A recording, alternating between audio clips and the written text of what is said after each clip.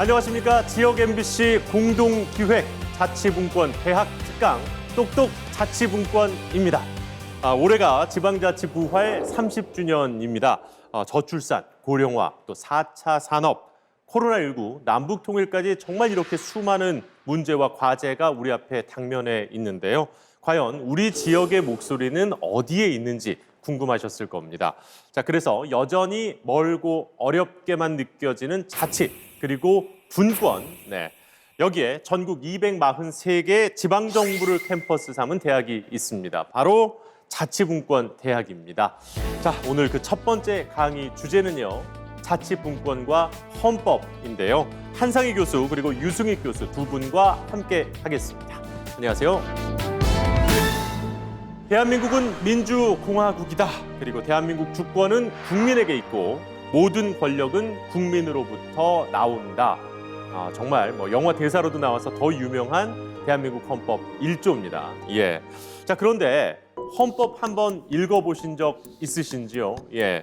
헌법은 나라를 어떻게 꾸려갈 것인지, 그리고 이 방향성과 함께 우리 국민들에게는 어떤 권리와 의무가 있고 또 어떻게 국민들이 보호받는지가 쓰여져 있습니다. 그런데 사실 저도 1조는 익숙합니다만 나머지 헌법 내용은 잘 모르지요. 헌법이 과연 무엇이고 우리의 삶에 어떤 영향을 미치는지 먼저 한상희 교수 모시고 이야기 들어보겠습니다.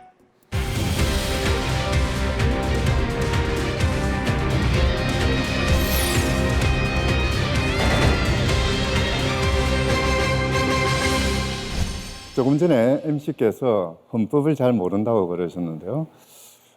여러분들은 헌법을 잘 아시나요? 헌법을 우리 국민들이 직접 알 필요가 있을까요? 우리는 민법이나 형법을 몰라도 법을 어기지 않고 이웃과 사이좋게 잘 살고 있습니다. 사실 법이라는 것은 그것은 우리가 지켜야 되는 어떤 것이라기보다는 우리의 이익과 우리의 생활과 우리의 삶을 위해서 국가가 또는 어떤 지방자치단체가 지켜야 되는 어떤 규범이라고 할 수가 있습니다. 그리고 그 틀을 만드는 것이 바로 우리는 헌법이라고 이야기를 합니다.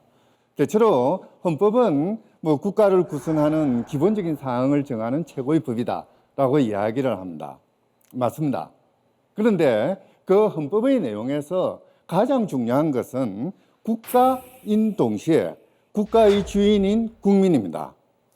국가는 권력을 가지고 그 권력을 행사하는 그런 주체로 이야기가 됩니다만은 이미 1789년 프랑스 혁명 이후부터 헌법이라는 것은 국가 권력에 관한 법이자 동시에 국민의 권리에 관한 법이고 국민의 자유에 관한 법이고 국민의 인생의 생활에 관한 법으로 그렇게 규정되어 왔습니다. 그래서 프랑스 인권선언의 16조에 그렇게 이야기를 하고 있죠.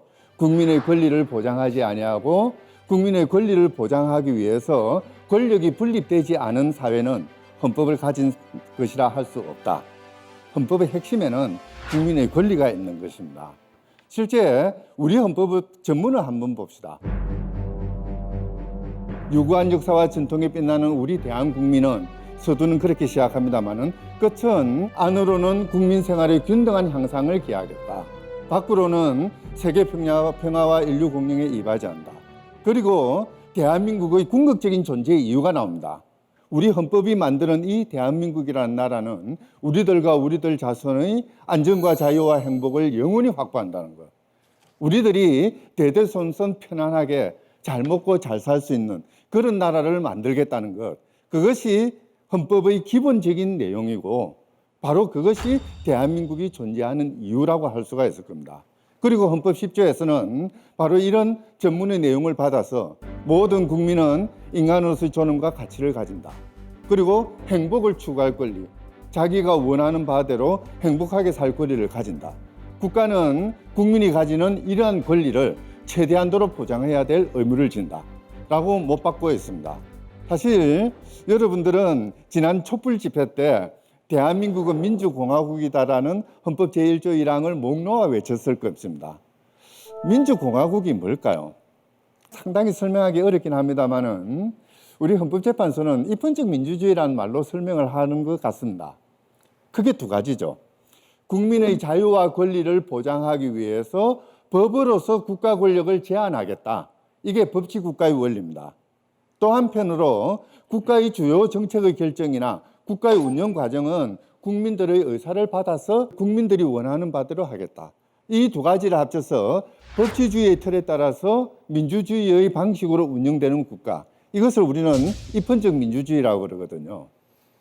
그리고 그 입헌적 민주주의가 헌법 제1조 1항에서 민주공화국이라는 이름으로 바뀌어서 나옵니다. 자, 이 입헌적 민주주의에서 가장 핵심적인 단어는 무엇일까요? 국민이죠. 여러분, 나, 그리고 우리와 더불어 살아가는 모든 사람들, 이 사람들이 헌법의 주인이 되는 것이고 그 사람들의 의사에 따라서 그 사람들이 원하는 바에 따라서 우리의 자유와 권리가 지켜지는 다수의 의사에 따라서 국가가 운영되지만 그러나 이 다수라 하더라도 소수 집단에 속하는 사람들의 인권은 보장해주는 국가. 이게 이제 입헌적 민주주의 또는 민주공화국이라고 할 수 있거든요. 우리 헌법은 바로 그런 내용들을 정하고 있습니다. 그런데 아쉬움이 있습니다. 역전이 이루어지는 거죠. 헌법은 국민의 자유와 권리를 보장하는 법이어야 되고 국민의 모소리를 담아내야 되는 법인데 그런데도 우리 헌정사는 1948년 재헌헌법이 만들어진 때로부터 지금까지 국민의 목소리를 제대로 담아내지를 못했습니다. 요 근래 하나 이슈가 되었던 대통령 출마하기 위해서는 40세에 달아야 된다라는 규정이 왜 나타났을까요?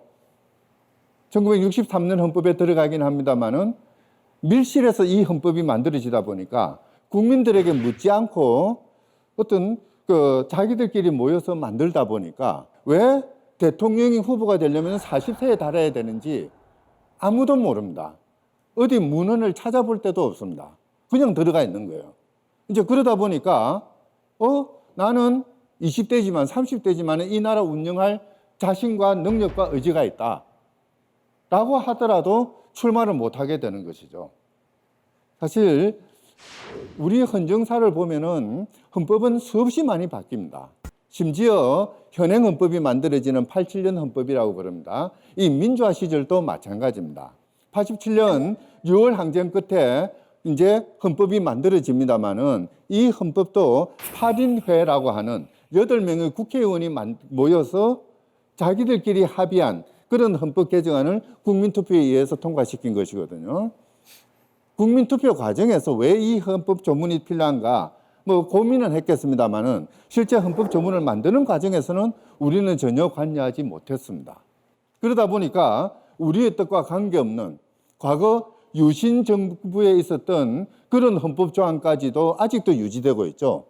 예를 들자면은 지난 촛불 집회 때 가장 문제가 됐던 게 제왕적 대통령제였습니다. 근데 그 제왕적 대통령제를 담아냈던 헌법 66조 대통령은 국가의 원수다라는 조항이 있습니다. 원수가 뭘까요? 대한민국에서 가장 높은 사람이죠.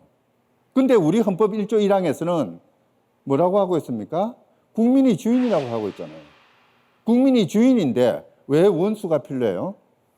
이게 이제 유신헌법에 있었던 그 잘못된 헌법 조항들이 아무런 여가 장치도 거치지 않은 채 이것이 과연 이 시대, 민주화 시대에 필요한 조문인지 아닌지 검토도 거치지 않은 채 그대로 들어와 있는 거죠. 그러다 보니까 대통령은 뭔가 국민의 견제를 받는 법 아래에 있는 어떤 존재라기보다는 국민위에 군림하면서 뭔가 국민을 위해서 뭔가 베푸는 그런 존재로 인식될 수 있는 여지를 마련하고 있는 것이죠. 이런 것들을 우리는 고쳐나가야 되는 것이거든요. 바로 그것이 고쳐질 때 헌법은 우리의 것이 되는 것이고 바로 그런 틀이 마련됐을 때 헌법을 통해서 우리는 우리의 삶을 바꿔 나갈 수 있는 그런 가능성을 얻게 됩니다.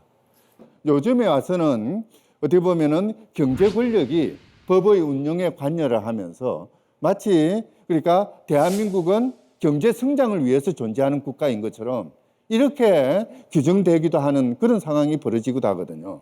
가장 대표적인 게 우리 헌법 119조 2항에 있는 경제조항입니다. 거기 119조 이하에 보면은요. 그러니까 국토의 이용이라든지 또는 소비자 운동이라든지 이런 규정들이 있습니다. 이걸 경제라는 이름으로 묶어두고 있거든요. 과연 그게 경제일까요? 내가 살고 있는 땅을 어떻게, 내가 아파트를 사는가 단독에 사는가, 이런 것들, 내 주거권의 문제들 또는 농지나 토지의 문제들, 이런 것들이 오로지 경제의 문제로만 엮어지고 있습니다. 아니죠. 우리 생활의 문제 아닙니까? 경제의 문제이자 동시에 우리 생활의 문제거든요. 그러다 보니까 재헌헌법에 있었던 규정들, 대한민국의 경제 질서는 국민 생활의 기본적인 그 향상을 위해서 존재한다. 우리 경제 질서는 국민의 생활상의 기본적인 수요를 충족시키기 위해서 존재한다. 라는 규정이 이게 어느 날 갑자기 87년 헌법 개정 과정에서 빠져버립니다. 그냥 경제민주화라는 글자로 대체되어 버립니다. 국민 생활의 기본적인 수요를 충족한다는, 인간답게 살 수 있는 최저한도의 생활 수준을 마련한다는 이런 대한민국 국가의 존재 이유가 갑자기 누구의 승인도 받지 않은 채 경제의 민주라는 경제로 빠져버리는 거죠. 생활의 문제가 경제로 빠져버립니다. 이런 것들이 어떻게 보면은 우리 그 현재의 생활이 경우에 따라서는 우리의 바람, 우리의 의지와 관계없이 다르게 움직여 나가는 그런 원인이 되고 있지 않는가, 뭐 그런 생각을 할 수가 있는 것이죠. 사실 바로 그 때문에 우리는 지난 날 촛불 집회 이제 광장에 나가서 큰 소리로 잘못된 국가 체제를 비판하고 또 힘을 모아서 그 정권을 쫓아내기도 했습니다. 지난 촛불 집회 때 우리는 대한민국은 민주공화국이다. 국가의 모든 권력은 국민으로부터 나오고 내가 주인이다. 나는 내가 대표한다라고 외쳤습니다마는 여전히 우리의 일상은 깝깝하죠. 의뢰지에서 벗어나고 있지 못합니다. 어떻게 보면은 촛불 집회 이후에 있었던 헌법을 개정하자는 논의, 아주 불같이 일었었죠. 그런 논의는 광장에서 이겼던 우리의 자신감 또는 우리의 승리를 우리 일상에서도 실현되도록 그렇게 바꾸보자는 우리의 함성이었을지도 모르겠습니다. 우리는 헌법을 바꿔서 우리 생활을 바꾸는 그런 틀을 마련해보자 라는 생각을 했을지도 모릅니다. 경제가 주를 이루는 그 경제 조항들을 경제가 아니라 생활로 바꾸고 그러니까 부가가치를 만들어내는 국토 개발이 아니라 우리의 주거권이 보장이 되고 우리의 생활 환경이 보장되는 국토 관리로 바꿔내는 그런 헌법을 만들어 보자. 바로 그런 목소리들을 촛불을 들고 광장에 나가가지고 큰 소리로 외쳤던 것입니다. 사실 이런 부분에서 우리는 고민해야 될 부분이 하나가 있습니다. 그 당시도 헌법 개정을 이야기했을 때 주류에 나선 이야기는 이런 이야기였습니다. 개헌을 할 때 권력 구조는 4년 단위 중임이 좋겠습니까? 5년 단임이 좋겠습니까? 내각제가 좋겠습니까? 사실 권력이 내각제면 어떻고 대통령제면 어떻습니까? 5년 단임이든 4년 중임이든 그거는 그들의 문제죠. 나에게 필요한 것은 나의 주거권, 인간다운 인간으로서의 품위를 잃지 않는 최저한의 주거 환경을 확보할 수 있는 권리, 이게 보장되느냐 안 되느냐, 또는 청년들 같은 경우에는 주거약자죠.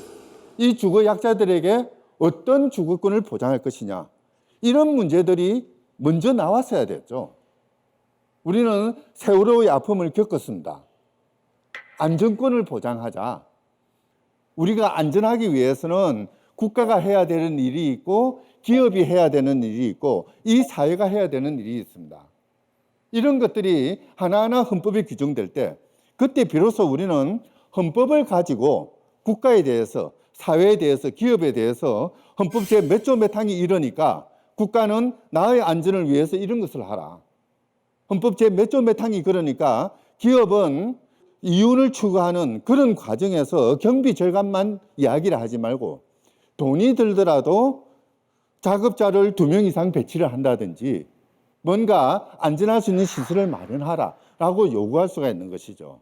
바로 그런 것들을 만들어내는 그것이 어떻게 보면은 우리의 헌법을 만드는 작업이고요. 그렇게 우리의 헌법이 만들어질 때 그때서야 비로소 우리는 내가 이 나라의 주인이라고 이야기를 할 수가 있을 겁니다. 바로 그래서 헌법을 바꾼다는 것, 헌법이라는 것이 그들의 것이 아니라 권력의 것이 아니라 우리의 것, 나의 것이 되도록 우리가 만들어내야 되는 것이죠. 바꿔야 될 것은 엄청나게 많습니다. 정치제도 개혁은 당연히 필요하죠. 근데 이 정치제도 개혁이라는 것은 4년 중임제 내각제의 이야기가 아닙니다. 우리의 생각들이 어떻게 정치 과정에 투입될 수 있는지 이 절차를 마련해야 되는 것이죠. 국민 발안제라든지 국민투표제라든지 이런 것들이 들어서야 되고 지역 정치가 활성화될 수 있는 그런 틀이 마련돼야 될 것입니다. 또 한편에서는 우리의 권리들이 구체적이고 그리고 개별적으로 보장돼야 되는 거죠. 가장 지금 절실한 것이 주거권의 문제, 그리고 내 점포에서 안정되게 장사를 할 수 있는 권리의 문제, 또는 그 기후 변화에 따른 어떤 그 후세대의 어떤 위험에 대해서 뭔가 안정장치를 마련할 수 있는 그런 지속 가능한 성장의 문제들, 뭐 이런 것들이 헌법에 들어갈 수 있어야 될 것입니다. 뿐만 아니라 과거 권위주의 체제에 있었던 그런 너무나 많은 권력들이 대통령에게 집중되고 너무나 많은 권력들이 대법원장에게 집중되고 이러다 보니까 국민들은 대통령 앞에서 대법원장 또는 법관 앞에서 아무것도 하지 못하는 이런 체제를 해소해 나가야 될 것입니다. 코로나가 끝나고 나면은 우리는 코로나 이전보다 더 나은 사회가 되어야 된다. 유엔 사무총장의 발언입니다. 그런데 뉴노멀이라는 이름으로 코로나가 끝나면 K성장이 될 거라고 그러지 않습니까? 부유한 자는 더 부유해지고 가난한 자는 더 가난해지는 이런 것들이 있어서는 안 되죠. 그것을 막기 위해서 국가는 무엇을 해야 되고 사회는 무엇을 해야 되고 우리는 무엇을 요구할 수 있는지 이런 것들을 헌법에 담아내는 그런 작업이 필요할 것입니다. 시대도 바뀌었습니다. 이미 AI가 이야기되는 또는 이 기후 온난화 때문에 뭔가 그 생활이 바뀌는 이런 상황이 됐습니다. 이런 것들을 다시 헌법에 담아내는 이런 노력도 필요할 것입니다. 사실 헌법을 바꾸는 과정은 여러 가지로 설명할 수 있습니다만은 한 10년 전에 있었던 아이슬란드라는 유럽의 조그마한 나라의 예를 들 수도 있을 것 같습니다. 이 아이슬란드의 경우에는 2009년에 금융위기가 닥쳤고요. 상당히 삶이 피폐해졌죠. 경제위기 때문에. 그러다 보니까 국민들이 주방기구를 두드리면서 길거리로 나섰습니다. 그래서 프라이팬 혁명이라고 이야기도 하죠. 그들이 주장했던 것은 뭐냐. 지금 현재 아이슬란드 정부 체제로는 우리의 삶이 보장되지 않는다. 그러니까 우리의 삶을 보장하는 헌법을 만들자. 그래서 자신들의 삶을 바꿀 수 있는 그런 헌법을 만들기 위해서 자기의 목소리를 내고 그 목소리를 모을 수 있는 기구들을 만들고 이것을 통해서 헌법 조문들을 구성을 합니다. 불과 300만이 조금 넘는 그런 국가에서 1200명으로 구성되는 대부분이 추첨으로 이제 선발이 됐는데요. 헌법위원회를 만듭니다. 거기에서 이 1200명의 그 위원들이 부단히 지역 주민들 또는 시민들과 소통하면서 국민들이 원하는 헌법 개정안들을 모아냅니다. 기본적인 틀을 만들죠. 그러고 나서 다시 의회가 법을 만들어서 25명의 헌법기초위원회를 만듭니다. 이 25명은 선거에 의해서 뽑히는데요. 이제 1200명이 만든 헌법 개정 사안들을 조문으로 바꾸는 거죠.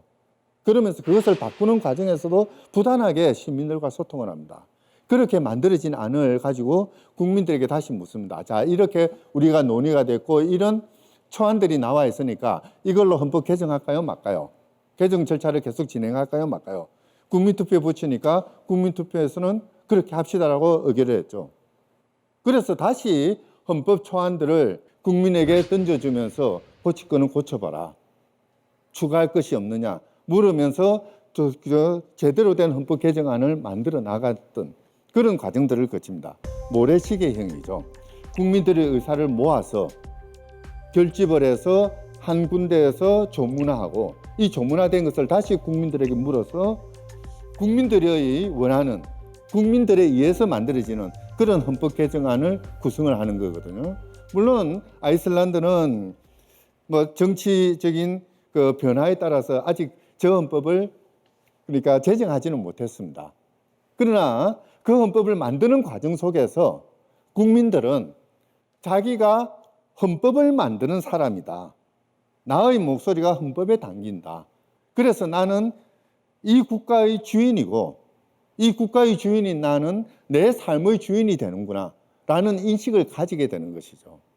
바로 그런 인식을 바탕으로 해서 헌법이 운용되는 과정, 법이 운용되는 과정에 목소리를 낼 수 있고 권력이 원하는 바대로 자기의 생활을 영위하는 것이 아니라 내 생활상의 필요에 따라서 권력에게 요구하는 대통령에게 요구하고 국회에게 요구하고 법원에 요구하는 그런 헌정 체제를 만들어 나갈 수 있었던 것이죠.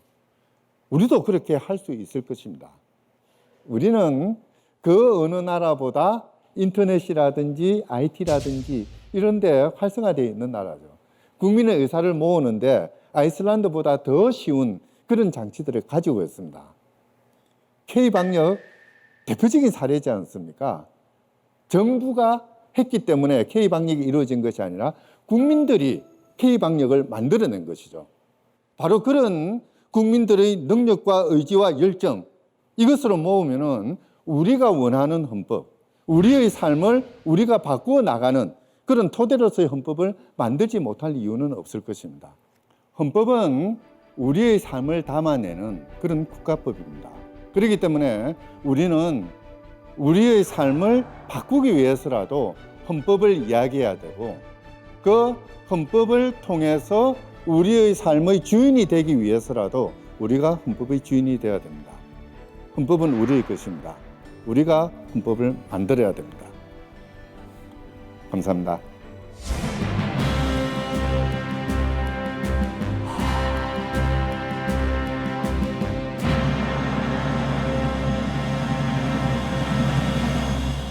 네, 한상희 교수님의 얘기 잘 들었습니다. 이 헌법이라는 게 우리가 흔히 생각하는 공기 같은 느낌을 받았어요.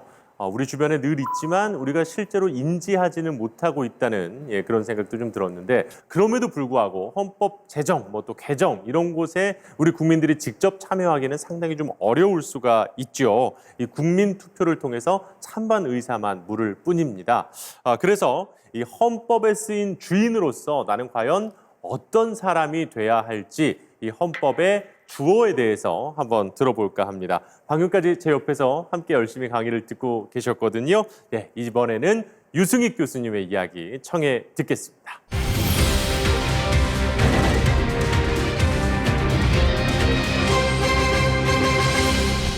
오늘 여러분들과 이야기 나눌 주제는 헌법의 주어입니다. 정확히 말씀을 드리면은 헌법에 숨어있는 주어를 한번 찾아보자라고 하는 이야기입니다. 저 깊이 숨어 있는 것 같아요. 사실은 그 존재를 드러내고 있기는 합니다. 그런데 우리 뇌가 사실 그렇게 잘 보지를 못하는 것 같아요. 결론을 먼저 말씀드리면 헌법의 주어는 국가가 아니라 국민입니다.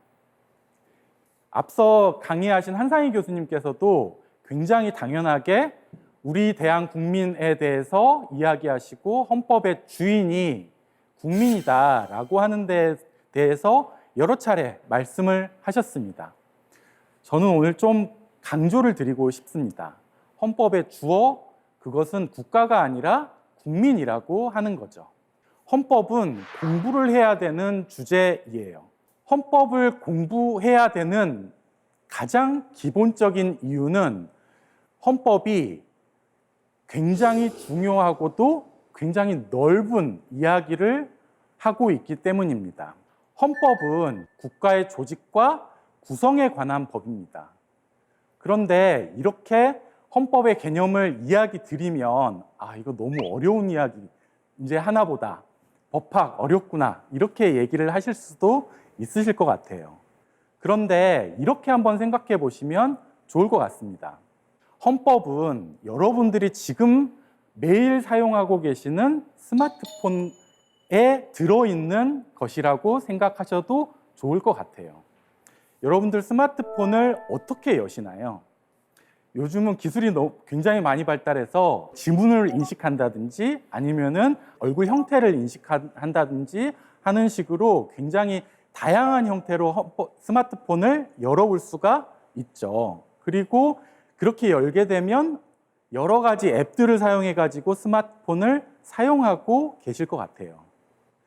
그런데 그렇게 스마트폰이 작동하기 위해서는 그 안에서 운영체제라고 하는 OS 시스템이 작동하고 있습니다. 이 운영체제가 바로 헌법입니다. 스마트폰은 그 운영체제가 없으면 작동하지 않는 사실 고철에 불과해요. 마찬가지로 헌법이 작동하지 않으면 우리나라의 영토나 여러 가지 사용하고 있는 시설들, 이것들은 사실은 그냥 물체에 불과할 겁니다. 헌법은 한 국가의 정신이고 운영의 기본적인 체계라고 할 수가 있습니다. 근데 헌법은 크게 보면은 두 가지로 살펴볼 수가 있을 것 같아요. 대한민국 헌법 이렇게 검색해서 나오는 그 헌법을 읽어보시면 아, 이게 우리나라의 헌법이구나 라고 바로 알 수가 있습니다. 그런데 그렇게 쓰여져 있는 헌법도 헌법이지만 다른 식으로 존재하는 헌법도 있습니다. 가장 대표적인 예는 쓰여 있진 않지만 헌법으로 인정되는 관습적인 헌법들도 있습니다. 또한 헌법이라는 이름을 달고 있진 않지만 여러 법률에서 다양하게 헌법적인 내용들을 다루고 있기도 합니다. 헌법을 딱 두 마디로 요약해봐라 라고 하면 권리와 권력입니다. 헌법은 권리의 문제를 다루고 있습니다. 우리가 어떠한 기본권을 가지고 있고 우리가 어떠한 권리 속에서 생활을 할 수 있는지에 대해서 다루고 있는 것이 헌법입니다. 또 하나는 권력인데 사실은 이 권력의 문제를 잘못 생각하시면 아, 이게 우리와 전혀 상관없는 국가 권력이 우리를 강제하려나 보다. 우리의 기본권을 좀 침해하려나 보다. 이렇게 생각하실 수도 있을 것 같아요. 그런데 헌법에서 다루고 있는 권력은 조금 다릅니다. 다시 말씀드리면 권력은 폭력이 아니라는 것이죠. 폭력은 우리의 의사와는 전혀 상관없이 우리를 다른 데로 데려갈 수가 있습니다. 그러나 헌법이 이야기하고 있는 권력은 우리의 의사하고는 전혀 관계없이 우리의 권리를 일방적으로 침해하는 권력이 아니라 우리의 직접적인 사회적인 문제들을 변화시킬 수 있는 힘이고 우리가 그 권력을 구성할 수가 있다라고 하는 거죠. 자, 제가 처음에 헌법에도 주어가 있다라고 말씀을 드렸어요. 그런데 그 주어를 헌법에서 어떻게 찾아볼 수 있느냐라고 궁금해하실 분들도 있으실 것 같아요. 사실 헌법 전문에 쓰여 있습니다. 그런데 흔히들 이 헌법 전문을 너무나 쉽게 그냥 일반적으로 읽어 나가시기 때문에 헌법의 주어를 지나쳐 버리시게 됩니다. 제가 한번 천천히 읽어 보겠습니다. 유구한 역사와 전통에 빛나는 우리 대한국민은 이라고 방금 읽었죠. 그런데 조금 이상하게 생각하실 분들도 분명히 있을 것 같아요. 흔히들 헌법 강의를 하고 헌법 전문을 읽어보자 라고 해서 첫 줄을 읽게 되면 모두 다 잘못 읽게 됩니다. 어떻게 읽냐면 유구한 역사와 전통에 빛나는 우리 대한민국은 이렇게 읽으세요. 왜 이렇게 읽느냐? 우리는 대한국민이라는 말에 익숙하지 않고 대한민국이라는 말에 너무너무 익숙해요. 그렇기 때문에 헌법 첫 줄, 한 나라의 법체계, 최고법의 첫 줄을 잘못 읽게 된다는 거죠. 헌법의 주어는 역시나 다시 읽어보더라도 대한국민입니다.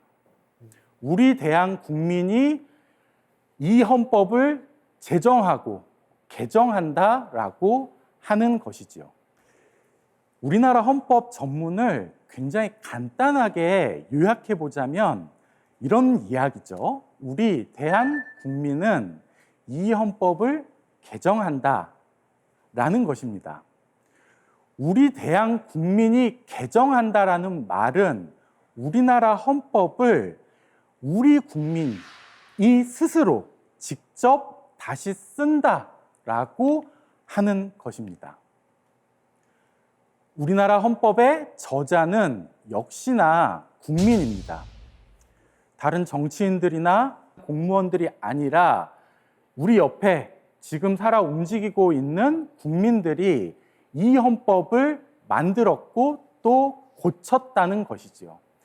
따라서 이 헌법은 긴 역사 속에서 국민들이 다시 쓰고 새롭게 내용들을 덧붙여 나가고 또 고쳐왔던 글입니다.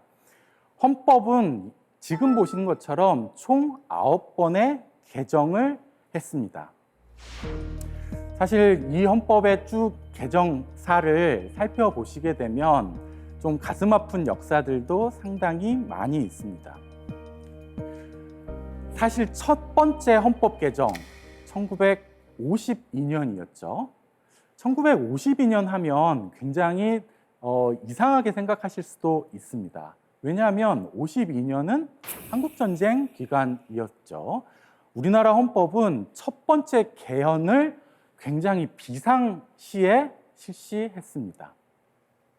그런데 이 첫 번째 개헌이 조금 우리에게 슬픈 역사로 다가오는 이유는 한국전쟁이라고 하는 굉장히 가슴 아픈 사건들 속에서 당시의 집권자들이 자신의 집권을 위해서 사실은 좀 강제적으로 헌법을 개정했습니다.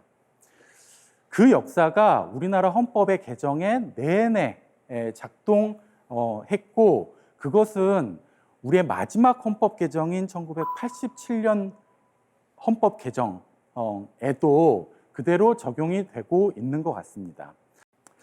그런데 왜 국민들이 헌법에 담겨 있는 내용들을 좀 바꾸고 싶을 때 쉽게 바꾸지를 못하느냐 하는 것은 우리나라 지금 헌법이 가지고 있는 개헌의 절차에 사실 좀 문제가 있는 것 같습니다. 우리나라 헌법은 총 5단계의 절차를 거치도록 하고 있습니다. 제안하고, 공고하고, 의결하고, 국민투표를 거쳐서 공포하게 되어 있는데요. 다른 과정들은 큰 문제가 되지 않습니다. 물론 여러 가지 의견들이 있을 수 있지만 가장 큰 문제는 저 제안의 단계입니다. 자세히 살펴보시면 제안권자가 국회 제적위원과 대통령입니다. 다시 말씀드리면 국회의원과 대통령 이외에 국민들이 직접적으로 헌법을 발안할 수는 없게 되어 있죠. 요즘 국민청원 같은 거 청와대 홈페이지에서 굉장히 활발하게 운영이 되고 있는데 국민들은 요구사항이 참 많이 있습니다. 헌법적인 요구사항들도 간간히 보이죠. 그런데 아무리 국민들이 그러한 요구들을 한다 하더라도 공식적인 절차에서는 그러한 국민들의 요구가 직접적으로 반영되고 또 시작될 수는 없게 헌법은 만들어 놓고 있습니다. 헌법 발안권자가 국민이 아니라고 하는 점은 지금 우리나라 헌법이 가지고 있는 보수성이라든지 아니면 조금 오래된 내용을 쉽게 바꾸고 변경할 수 없도록 하게 하는 요소가 됩니다. 결국에는 국민이 이 헌법을 바꾸고 싶으면 국회의원들을 설득하거나 아니면은 대통령을 설득해야 합니다. 만약에 국회의원 또는 대통령이 헌법 개정에 찬성하지 않으면 이 헌법은 그대로 바뀌지 않고 가게 되어 있습니다. 물론 국민투표라는 절차를 통해서 국민이 참여할 수는 있습니다. 하지만 그때 국민투표를 통해서 보게 되는 헌법안은 국민이 적극적으로 만들어내고 써낸 헌법이 아니라 다른 정치권이나 국회에서 만든 헌법을 수동적으로 보게 되는 것입니다. 따라서 국민투표만으로 만족할 수는 없고 우리가 직접적으로 헌법의 개정을 시작할 수 있는 권리를 가졌으면 좋겠다라는 것입니다. 87년에 헌법의 저자들은 과연 누구였을까요? 그것은 지금 우리의 세대, 지금 이 시대를 움직이고 있는 세대가 아니라 우리 선배 세대이고 우리 할아버지, 할머니들의 세대였습니다. 그리고 지금 우리 사회를 주도하고 있는 세대들은 다른 헌법을 가질 권리가 있죠. 우리나라 헌법은 지금까지 총 9차례 이루어졌습니다. 그리고 지금 10차 헌법 개정을 기다리고 있습니다. 10차 헌법 개정은 우리 세대, 지금 우리의 문제를 고민하고 있는 바로 우리가 주도권을 가지고 이루어 나갔으면 좋겠습니다. 플라톤이라는 사람이 이렇게 이야기를 했죠. 시민이란 폴리스의 문제에 관심을 갖는 사람이라는 거죠. 이걸 거꾸로 이야기하면 정치에 관심이 없는 사람들은 자신보다 훨씬 못한 사람들의 지배를 받게 되는 수모를 당한다라는 거죠. 우리는 지금 헌법에 관심을 갖고 우리의 문제를 헌법적으로 해결해 나가는 시기에 살고 있다고 할 수가 있습니다. 우리는 시민으로서 헌법에 관심을 가졌으면 좋겠습니다. 감사합니다.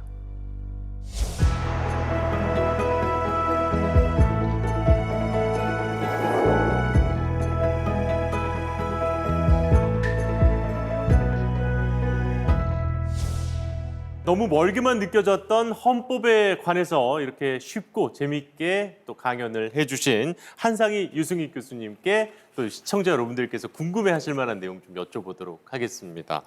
자, 오늘 자치분권대학을 통해서 두 선생님의 강연을 들을 수가 있었는데 가장 먼저 이 헌법에 자치분권에 대한 내용은 좀 담겨 있나요? 사실 우리 헌법은 자치분권에 관한 조항을 그렇게 많이 담고 있지는 않거든요. 다만 재헌헌법 이후에 제1공화국 때는 자치분권에 대해서 어느 정도 의지가 있었습니다. 뭐 시행도 하려고 했고 했는데요.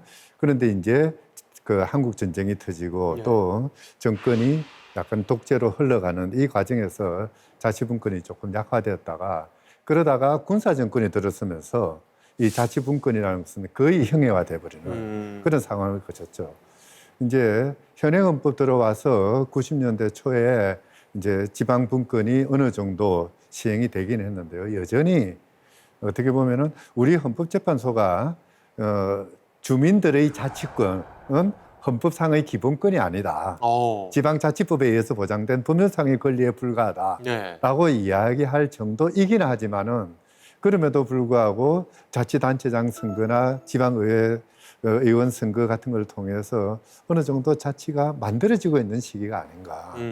우리나라 헌법에 이제 자치분권과 관련되어 있는 조항은 사실 2개밖에 없습니다. 헌법이 전체가 다 130조인데 실제로 자치와 관련되어 있는 조항이 굉장히 적다라고 하는 것은 이제 헌법의 지금 현행 헌법의 큰 문제라고 할 수가 있고 실제로 지금 이제 이야기되고 있는 개헌안 중에서 이번 정부에서 그 개정안을 만든 적이 있습니다. 네네. 그리고 그때 그 제1조를 좀 바꾸자라고 하는 게 있었고, 그때 우리나라를 대한민국은 지금 민주공화국이다라고만 되어 있는데 또 다르게 우리나라는 지금 분권형 국가다라고 하는 점을 선언을 하자라고 네네. 하는 그 개헌안도 제안이 된 적이 있습니다. 근데 사실 아까 이제 강의를 들으면서 헌법의 주인은 국민이다. 또 헌법의 주어가 국민이다. 그렇기 때문에 우리가 이제 바꿀 수 있도록 뭐 이렇게 노력해야 하고 관심을 가져야 된다. 이런 얘기를 해주셨어요. 그런데 특히 저는 아이슬란드 얘기가 참 재밌었습니다. 뭐 물론 이제 인구가 300만 정도 되는 작은 나라다 보니까 그렇지만 일일이 국민들을 좀 찾아다니면서 시민들의 의견을 직접 취합하고 그리고 걸러서 다시 알리는 아까 이제 모래시계형이라고 설명을 해주셨는데 다른 나라들도 이렇게 직접적으로 의견을 청취해서 법안까지 이어지는 경우들이 좀 있습니까?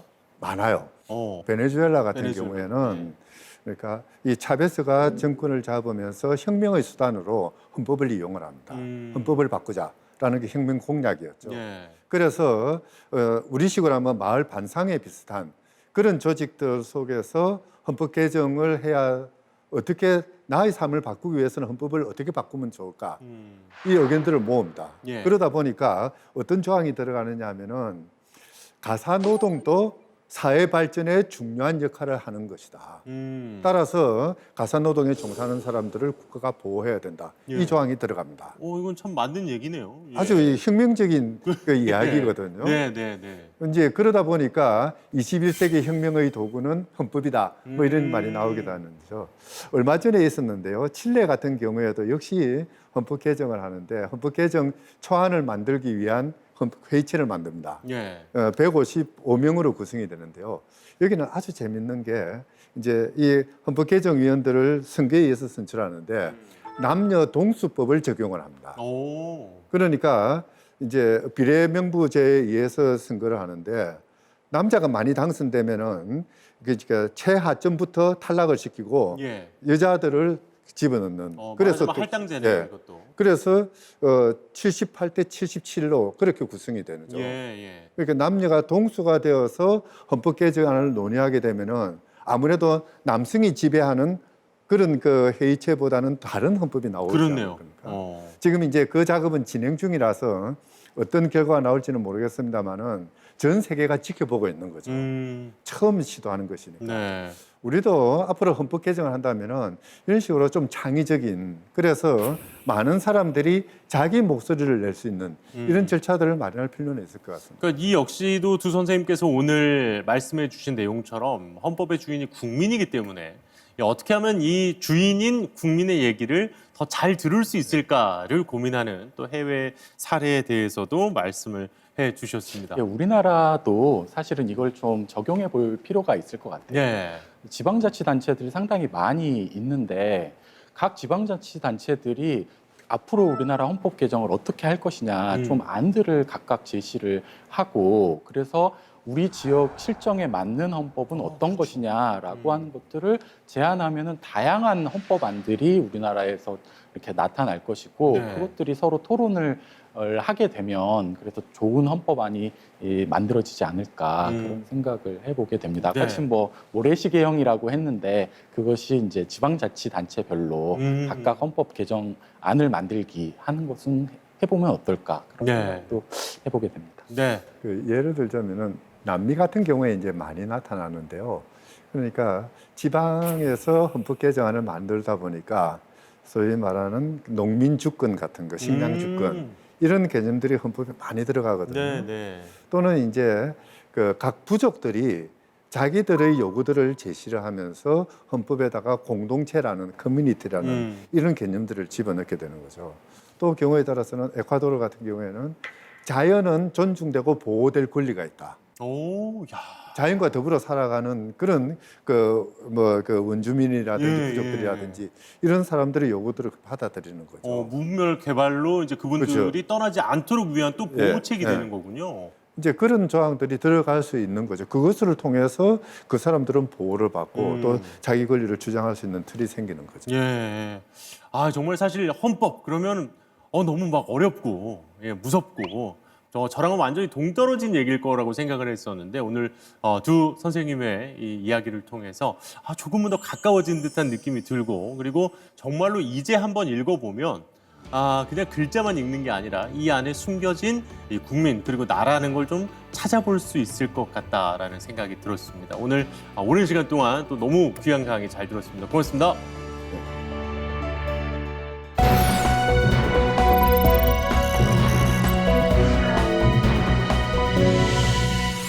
1884년 영국에서는 점진적인 사회 개혁을 지향하는 시민들이 모아서 이 페비안 협회라는 것을 만들었다고 합니다.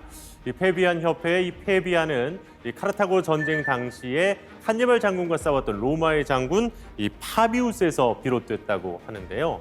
이 당시에 로마 시민들은 파비우스 장군을 느림보라고 비웃었다고 하죠.